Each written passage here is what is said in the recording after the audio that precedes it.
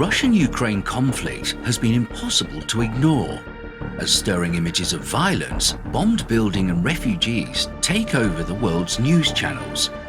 This war will have many victims, and at this time it is uncertain what the long-term effects will be. But what has perhaps not been highlighted enough is that one of the victims of this crisis will be global food security and agricultural production.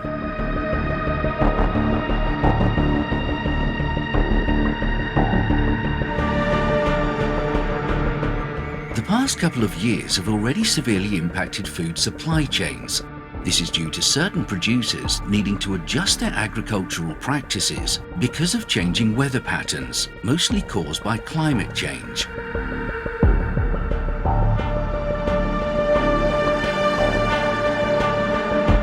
Another major factor which impacted food security in the past years has of course been the global COVID-19 pandemic.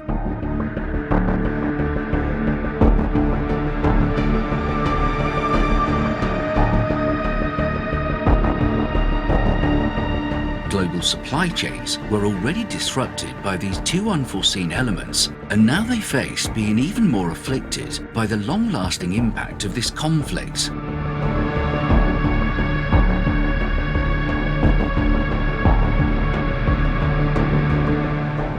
Due to exports being blocked, Ukrainian farmers taking up arms or fleeing to safety, and many farmers not being able to get the necessary supplies to continue producing food, the global food crisis might be closer than we think.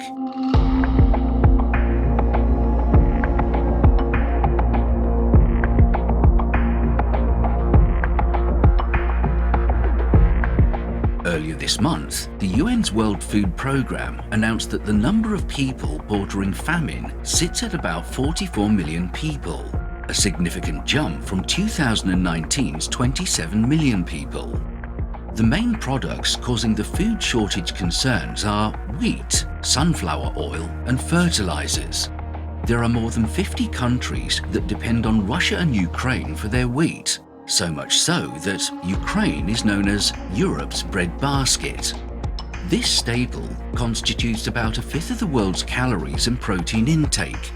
With infrastructure in crisis and ports being shut down, this vital crop cannot get to the world that needs it so very much.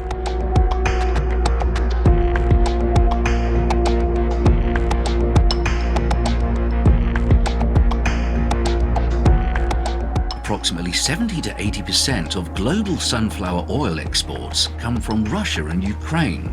The sunflower is even celebrated as Ukraine's national flower. The main concern for the sunflower oil shortage is that the traditional planting season is from April to May, and this is most likely to be highly interrupted by the conflict.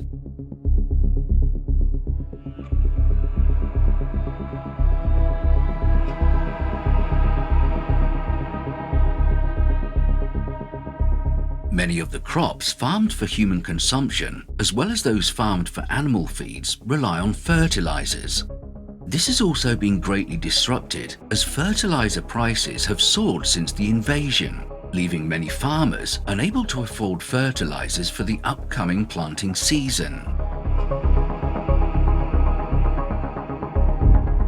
Eartha Cousin, the former executive director of the World's Food Programme, warned against this shortage, stating that, "We know that without fertilizer, farmers will still plant, but the productivity is probably 40 to 60% lower than it would be with fertilizer."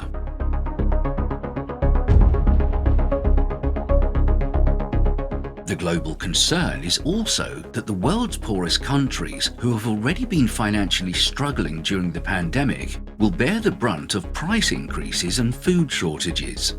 Many countries have already foreseen the looming food crisis and turn inward.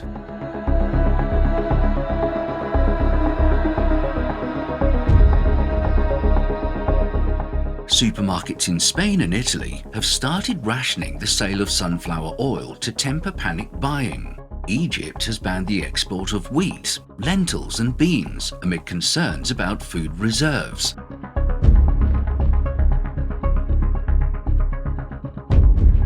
Indonesia has also increased regulations around the export of palm oil, which is a main component of cooking oil.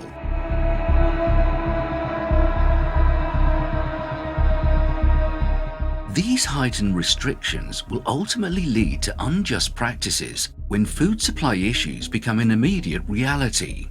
G7 ministers have called on countries to keep their markets open and to avoid unjustified restrictive measures on their exports.